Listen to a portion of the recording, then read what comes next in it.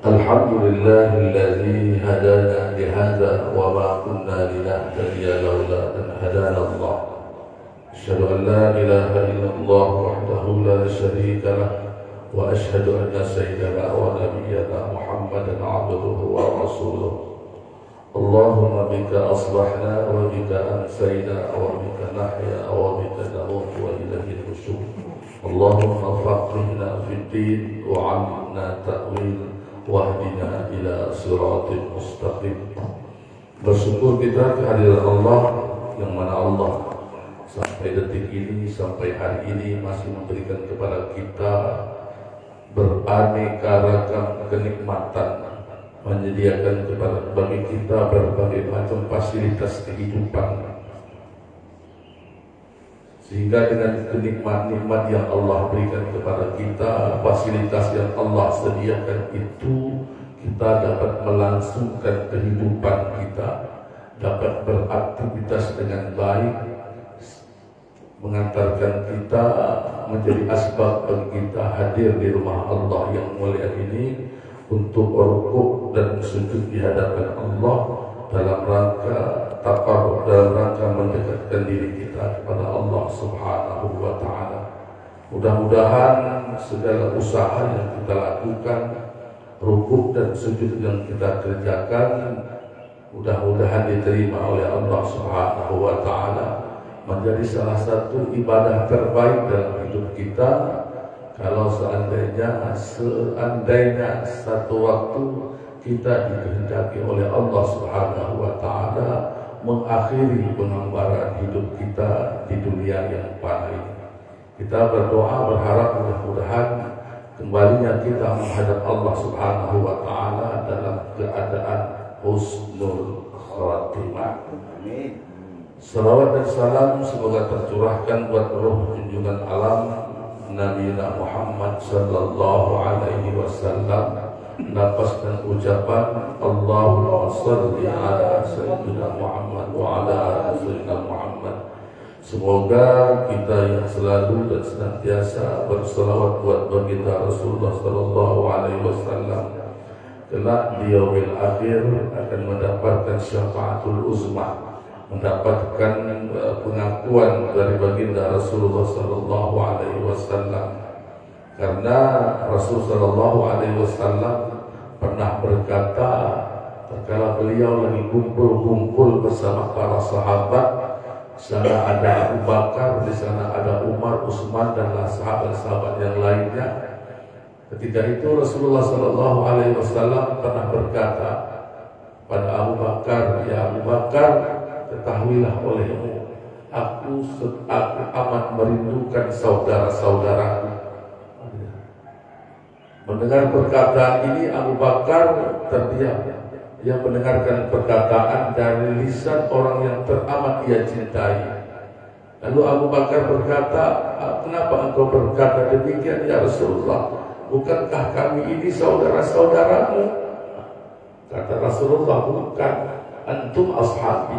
Kalian itu adalah sahabat-sahabat saya yang hidup sezaman dengan saya, yang seperjuangan dengan saya, berjalan bersama saya, berjuang bersama saya. Kalian itu sahabat saya, bukan saudara saya." Lalu sahabat lain berkata, "Kami ini saudaramu ya Rasulullah," dengan nada yang agak sedikit kecewa. Kenapa? Karena ada orang yang dirindukan oleh Rasulullah sallallahu alaihi wasallam. Rasul terdiam sambil tersenyum. Beliau berkata, "Kalian itu sahabat-sahabat saya. Saudara, ketahuilah oleh kalian yang namanya saudara saya itu adalah orang yang tidak hidup sezaman dengan saya. Orang yang tak hidup sezaman dengan saya. Orang yang lahir jauh setelah saya wafat. Orang yang lahir jauh setelah saya wafat, tak pernah menengok saya, tak pernah bertemu dengan saya, tapi mereka mengimani saya." Kalau sahabat-sahabat dulu mengimani Rasulullah, Mereka bertemu dengan Rasulullah, melihat dakwahnya Rasulullah. Orang sahabat, jadi saudara-saudaranya Rasulullah yang dirindukan oleh Rasulullah itu adalah orang yang lahir jauh setelah Rasulullah wafat, tapi mengimani Rasulullah. Mereka cinta kepadaku, ada rasa mahabbah kepadaku. Itulah saudara-saudara, dan itulah orang-orang yang aku rindukan kepada Rasulullah. Jadi kita berharap mudah-mudahan kita dipertemukan dengan baginda Rasulullah SAW dengan asbab rindu kasih cintanya kita kepada Rasulullah SAW. Berbanyaklah berselawat buat baginda Rasulullah SAW. Mudah-mudahan selawat tersebut menjadi asbab bagi kita mendapatkan syafaat, dipertemukan dengan Rasulullah SAW, dan berharap mendapatkan seteguk air dari telaga Al-Kautsar milik Rasulullah. Karena menurut riwayat satu teguk dari telaga Al-Kautsar yang kita minum menghilangkan dahaga haus selama-lamanya. Jemaah yang dimuliakan Allah Subhanahu wa taala, kajian subuh kita pada pagi hari ini terkait dengan keutamaan mengajari orang lain dan mengajak orang kepada kebaikan. Jadi ini dia keutamaan fadilah yang akan didapatkan apabila kita mengajari orang dan mengajak orang kepada kebaikan. Kalau mengajari orang kepada kebaikan itu jelas, karena Rasulullah SAW mengatakan, "Idza mata ibnu Adam inqata'a amaluhu illa min salasin." Apabila mati salah seorang dari anak Adam, maka terputuslah semua amal perbuatan. Salat tak bisa lagi, puasa tak bisa lagi, zakat tak bisa lagi, qiyamul lail, tahajud duha tak bisa lagi. Terputus semua. Illa min salasin, kata Rasulullah. Salah satu di antaranya adalah au ilmun yantafa'u bih, ilmu yang bermanfaat. Jadi ini keutamaan orang yang mengajari orang lain. Bahkan Rasulullah sendiri mengatakan, khairukum man ta'allamal Qur'ana wa 'allama. Sebaik-baik kamu itu adalah orang yang belajar, setelah dia belajar mengajarkan Al-Qur'an. Saya pernah sering saya sampaikan, kalau kita punya anak kecil atau kita punya cucu apapun salah yang di rumah kecil-kecil itu, sebaiknya kalau untuk Iqra 1, 2, 3 semampu kita yang ajar.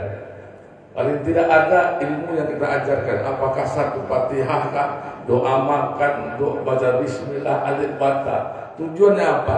Tujuannya nanti tatkala mereka sudah dewasa, tatkala mereka tegak berdiri sembahyang, satu alif yang kita ajarkan itu akan kita dapat pahala. Jangan semuanya diserahkan kepada ustaz yang ada di masjid musalla. Nanti kita tidak dapat apa-apa. Karena kita ustaz bukan, guru bukan, kiai bukan, segala bukan.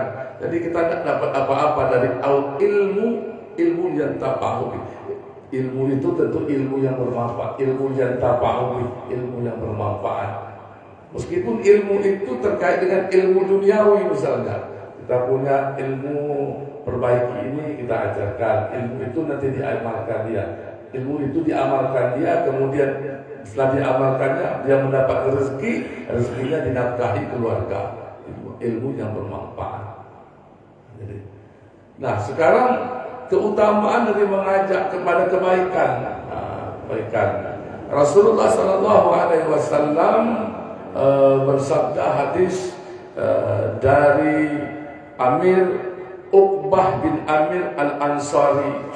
Beliau radhiyallahu anhu, semoga Allah meridai almarhum beliau, berkata bahwa Rasulullah SAW bersabda, man dalla ala khairin falahu mislu ajri fa'ilihi. Barang siapa yang menunjukkan kepada kebaikan, maka baginya pahala sama dengan orang yang mengerjakan kebaikan itu. Jadi barang siapa yang menunjukkan kepada kebaikan, maka baginya pahala yang sama.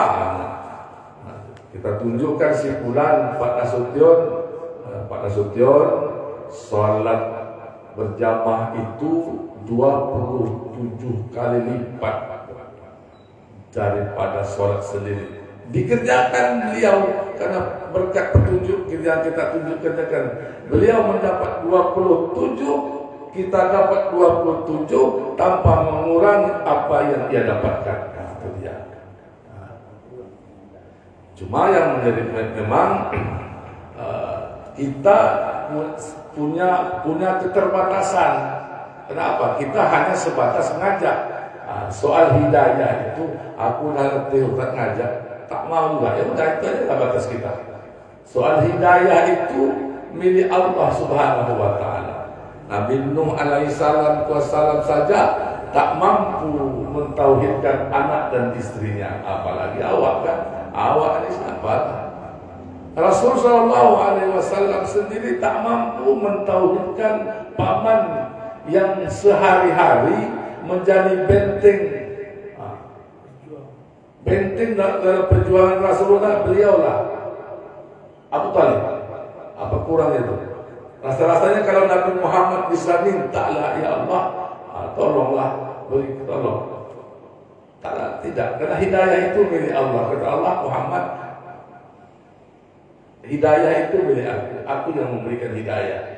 Cuma kita punya tugas dan jawab ngajak orang dan mempersamai orang.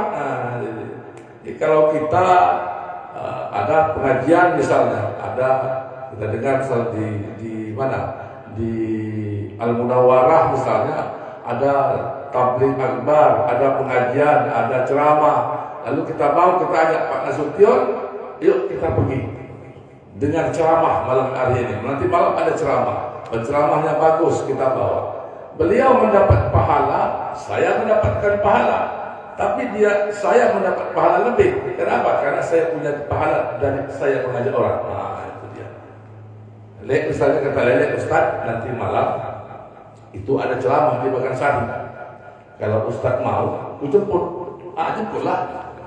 Sama-sama dapat pahala tuh. Sama-sama dapat pahala mendengarkan taklim. Karena orang yang mendengarkan taklim itu mendapatkan pahala, dinaungi oleh malaikat. Lele yang ngajak saya dapat pahala, saya dapat pahala. Tapi beliau mendapat nilai plus. Kenapa? Karena jemput saya. Tapi beda lagi, Ustaz, aku jemput, tapi Ustaz bayar ya. Soalnya dititipin, kata Allah, malaikat hapus tuh pahala itu. Karena apa? Karena dia jemput bayar. Tak dapat apa? Hanya mendapat pahala taklim saja, pahala yang digunakan itu tak dapat. Jadi gitu. Jadi saya luar biasa dengan Pak Usri. Itu setiap hari dia bawa Pak Iwan. Pahala yang sama itu. Pak Iwan dapat pahala sholat berjamaah sholat subuh, Pak Usri dapat, tapi Pak Usri dapat nilai plus. Kenapa? Karena bawa orang. Dengan asbab itu orang lain dapat sholat berjamaah. Misalnya Pak Koci misalnya, atau Pak Anto bawa Pak Kasidi, dapat pahala yang sama sholat berjamaah sholat subuh 27, dapat pahala 27. Tapi yang membawanya ini dapat pahala lagi. Kenapa? Karena dengan asbab beliau lah orang lain dapat beribadah. Tapi kalau diimbali, nanti kau bayar ya. Kenapa dia? Kenapa pahala? Hanya mendapat pahala dari apa yang dia kerjakan. Maka Rasulullah SAW tadi, hadis yang diriwayatkan oleh Muslim, hadis nomor 189, man dalla ala khairin falahu mislu ajrin fa'ilihi. Jadi barang siapa yang nunjuk aja. Kalau nunjuk itu ngaku, situ nanti ada orang taklim yang menunjuk belum tentu pergi. Beda nunjuk nyuruh dengan ngajak itu beda. Nyuruh yang disuruh yang pergi, yang menyuruh tak pergi. Tapi kalau ngajak itu bersama. Yuk nanti subuh besok kita sholat berjamaah di Simpang Martabak ya. Yuk sama-sama kita pergi. Nanti ku jemput. Ingat betul awal perjalanan sampai subuh ini. Ya, luar biasa perjuangan. Dari sana jemput ke Blok B, jemput ke sana mutar-mutar itu. Ya Allah, menjadi saksi di akhirat kelak. Jadi oleh karena itu jamaah yang dimuliakan Allah Subhanahu wa taala, berusahalah semaksimal mungkin selagi kita punya kesempatan untuk mengajak orang kepada kebaikan. Karena Allah Subhanahu wa taala berfirman dalam surah Ali Imran ayat 110, kuntum khaira ummatin ukhrijat linnas ta'muruna bil ma'rufi wa tanhauna 'anil munkar wa tu'minuna billah. Apa kata Allah? Kuntum khaira ummatin ukhrijat linnas. Kamu itu adalah umat yang terbaik, kata Allah. Jadi umat yang terbaik itu indikatornya bukan dilihat dari kalau sekarang peradaban. Jadi umat yang terbaik itu tidak dilihat dari seberapa tinggi bangunan yang ada di negerinya. Kayak Paris, Prancis, Singapura, gitu kan. Dia punya bangunan itu tinggi-tinggi. Bangunan dia tinggi ke atas, bangunan kita tinggi ke bawah. Tinggi tidak. Jadi kuntum khaira ummatin ukhrijat linnas itu umat yang terbaik itu tak dilihat dari seberapa megah-megah kantor pembangunan. Tidak pula dilihat dari seberapa tinggi income per kapita kayak Jepang itu misalnya. Tidak dilihat. Tak juga dilihat dari seberapa hebat pendidikan profesor, doktor. Seperti Israel itu per 16 orang 1 orang doktor. Itu Israel cerdas. Israel itu diakui itu bangsa yang paling cerdas di dunia. Per 16 orang itu 1 orang doktor. Kita per 1000 orang 1 doktor. Bayangkan. Tidak dilihat dari situ. Umat yang terbaik tak lihat dari situ. Tapi umat yang terbaik itu kata Allah Subhanahu wa taala, pertama indikatornya ta'muruna bil ma'ruf, mengajak orang kepada kebaikan, mengajak. Kalau yang namanya ngajak, yuk kita ke sana, sama-sama pergi. Beda dengan nyuruh. Kalau nyuruh kata Pak Haji Katno, Ustaz, nanti kalau bisa Ustaz ke sana lah, dia tak pergi, saya yang pergi. Namanya disuruh. Sama dengan awak nyuruh anak awak cucu awak pajak ke warung, nanti tolong pergi ke pajak ke kedai belikan rokok. Yang disuruh saja yang pergi, tapi yang menyuruh tak pergi. Tapi kalau yang namanya mengajak, yang mengajak itu yang mengajak dan yang diajak sama-sama pergi. Yang hebatnya lagi sama-sama dapat pahala yang sama. Yang mengajak sama mendapatkan pahala persis sama dengan orang yang diajak tanpa mengurangi sedikit pun. Kalau kebetulan kayak kemarin itu waktu Maulid Nabi di tempat Baitur Rahman dapat bingkisan. Awak yang ngajak dengan orang yang diajak sama-sama dapat. Apa boras 5 kilo. Ada yang dapat 10 kilo. Sama-sama. Padahal awak yang ngajak.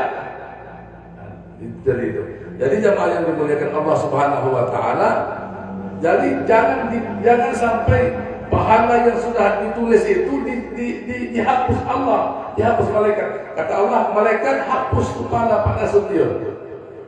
Hapus kepala yang itu. Yang mana yang itu? Yang ngajak itu dihapus kepala itu. Kenapa? Dia memang ngajak, dia yang bawa ustaz saya itu. Tapi dia harus ustaz saya harus bayar sama dia. Bayar. Ada uang minyaknya pula. Pahala ngajaknya dapat, tapi pahala transport alat yang dipakainya tidak bayar. Jadi barangkali jamaah. Kenapa? Karena itu sedekah jariah.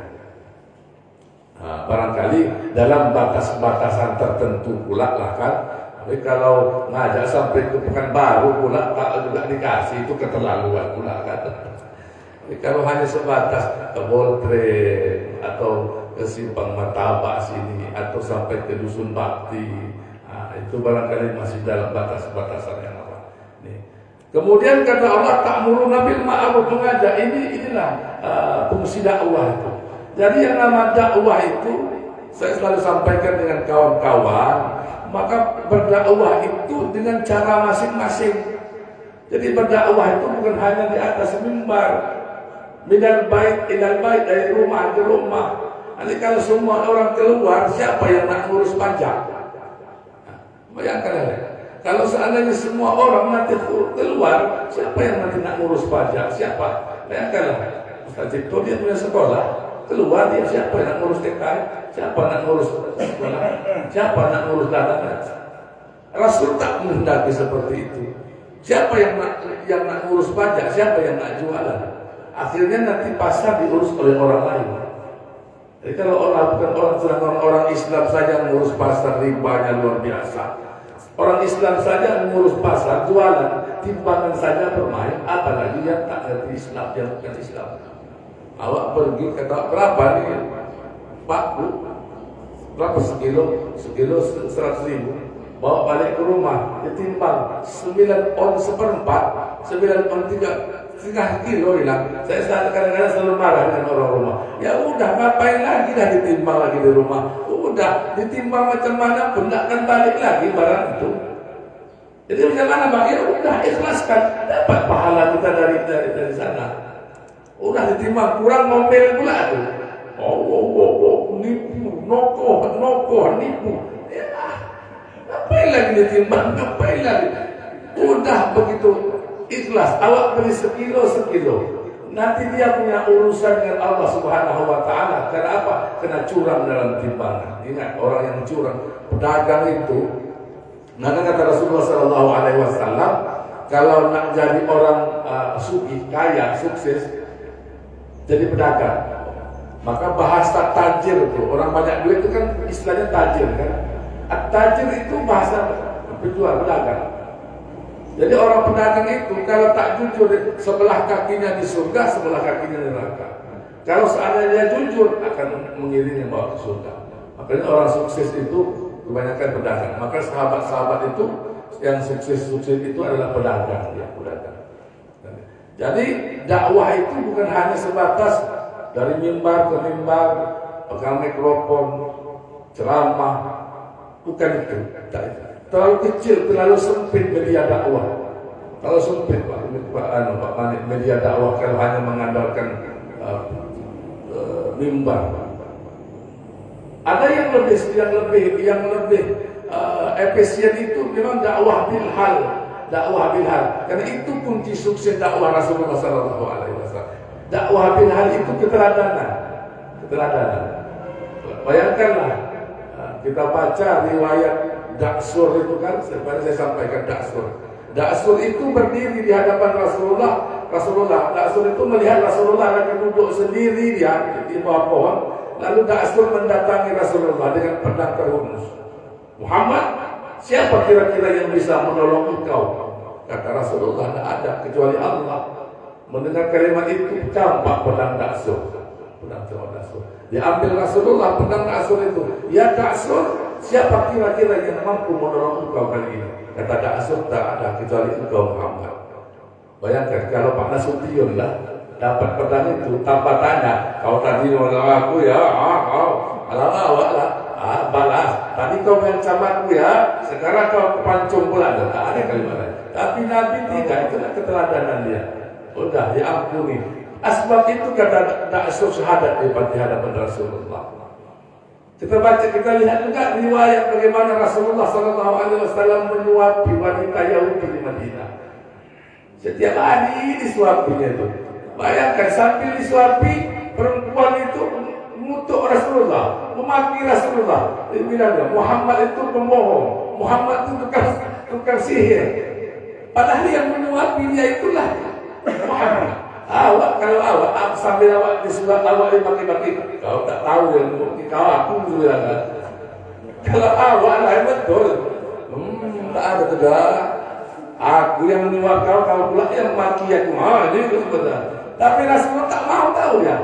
Suap, dikasih terus makan itu dengan lemah lembut. Kalau awak begitu dimaki, yang tadinya lemah lembut, makan kau. Begitulah adab teladan Rasulullah. Wafat Rasulullah, tugas yang menyuapi wanita Yahudi tadi diambil alih oleh Abu Bakar. Ternyata suapan Abu Bakar itu tak selembut Rasulullah. Beda lemah lembutnya. Bertanya perempuan Yahudi tadi kepada Abu Bakar, ya Abu Bakar, dia tak tahu mana orang yang biasa menyuapi aku setiap hari itu. Ya akulah, kata Abu Bakar. Bukan, Yang dulunya menyuapi aku itu lemah lembut orangnya, baik orangnya, lembut bahasanya. Mana orang itu? Kata Abu Bakar, orang yang menyuapi engkau itu telah wafat beberapa hari yang lalu. Siapa dia? Dialah Muhammad yang selalu engkau hina, yang selalu engkau singgung. Bayangkan dengan akhlak keteladanan itu, bersyahadat wanita Yahudi itu di depan Abu Bakar. Jadi kunci dakwah itu keteladanan. Saya ada baca satu artikel salah di Pulau Jawa, tak tepatnya saya lupa. Keluarga Kiai. Kiai itu kalau anak-anaknya kan itu biasa dipanggil Gus. Jadi satu langkah bawah untuk mendapatkan Kiai itu Gus. Jadi antara sekian banyak anaknya itu ada satu orang yang tinggal di pemukiman Muslim. Jadi keluarganya bertanya, kenapa kau tak tinggal di tempat sana? Kenapa kau tak tinggal di sini? Sama-sama dengan kami di lingkungan dekat sini. Apa katanya? Itulah cara saya untuk berdakwah. Bayangkan kita saudara-saudara kita Muslim, tak mungkin kita ajak ke masjid untuk sholat, tak mungkin. Tak mungkin kita ajak dia baca Quran, baca kitab, tak mungkin. Jadi bagaimana cara kita berdakwah? Cara sederhana saja. Kalau saya buat makanan, saya antar. Nanti kalau ada yang sakit, saya jenguk. Bahasa yang santun. Itu cara kita. Oh, ternyata orang Islam itu humanis rupanya. Keteladanan. Makanya Rasulullah mengatakan, ibda binafsik. Mulai dari diri sendiri. Kita ini kadang-kadang mohon maaf. Kalau udah mulai jadi pemimpin sendiri, main tunjuk aja ya. Sana. Dia tak. Kalau dia tak kerja apa-apa, dia cekak pinggang, itu kerjakan. Jadi keteladanan. Makanya Rasulullah SAW itu mengajarkan kita, dia adalah orang yang pertama hadir tatkala ada satu majelis. Kalau ada majelis, ada apa, dia tak pernah ditunggu oleh sahabat. Dia yang menunggu sahabat. Beda kita hari ini. Kalau ada majelis, apalagi kalau Idul Fitri, sebelum Pak Camat masuk, itu baris depan itu terpaksa dikosongkan itu. Kenapa? Itu untuk pejabat-pejabat. Kan selatan itu.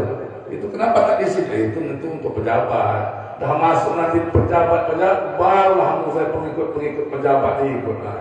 Ini bukan akhlaknya Rasulullah SAW. Jadi jamaah yang dimuliakan Allah Subhanahu Wa Taala, jam berapa ikan?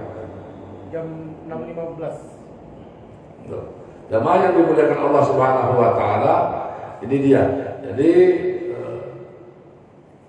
umat yang terbaik itu kata Allah Subhanahu Wa Taala yang pertama, ta'muruna bil ma'ruf, mengajak orang kepada kebaikan. Jadi bukan hanya sebatas lisan saja. Kalau lisan dakwah bil lisan ini tak semua orang mampu. Ya, tak semua orang mampu. Meskipun kadang-kadang dia punya ilmu, pernah belajar, tapi ilmu retorika itu tak semua orang menguasai. Ini ilmu retorika. Ada orang yang tak pernah sekolah, tapi ilmu retorikanya bagus, cara penyampaiannya bagus. Ada orang sekolahnya tinggi, belajar dia, tapi dia tidak punya ilmu retorika, sehingga tak pandai dia menyampaikan. Ini apa? Public, kalau bahasa itu public speaking. Ada orang sekolah tinggi dari pondok, tapi kalau baca kitab dia jago, tapi menyampaikan di hadapan publik dia tak mampu. Tapi yang paling instruksi itu adalah dakwah bil hal. Caranya sederhana saja. Kita kalau nak memberikan teladan, nanti pas sholat berjamaah azan berkumandang ke masjid, orang nengok kita tuh, itu dakwah.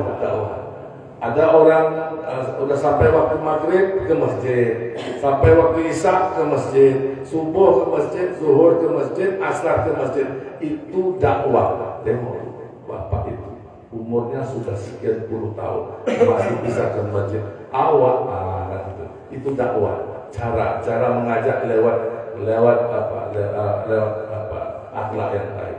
Kemudian yang kedua, wa tanhauna 'anil munkar, mencegah terjadinya kemungkaran, sekecil apapun kemungkaran yang ada dalam lingkungan kita. Karena man ra'a minkum mungkaran falyughayyir biyadihi. Apabila kamu melihat satu kemungkaran, cegahlah dia dengan tangan. Cegah dengan tangan itu maksudnya bukan bermaksud mengajak orang pelaku kemaksiatan itu melakukan berantem, tapi tidak. Cegah dengan tangan itu kewenangan pejabat. Baiklah dia stati pakai lisan, yang tak mampu dengan tangan dengan lisan, tak mampu dengan lisan dengan hati. Al-aqul iman. Ini barangkali jamaah yang dimuliakan Allah. Oleh karena itu jangan pernah bosan mengajak orang kepada kebaikan, karena pahala dari apa yang dikerjakan akan kita dapatkan. Semoga bermanfaat bagi kita semua. Terlebih terkurang mohon dimaafkan. Usikum wa nafsi bi taqwallah. Wassalamualaikum warahmatullahi wabarakatuh.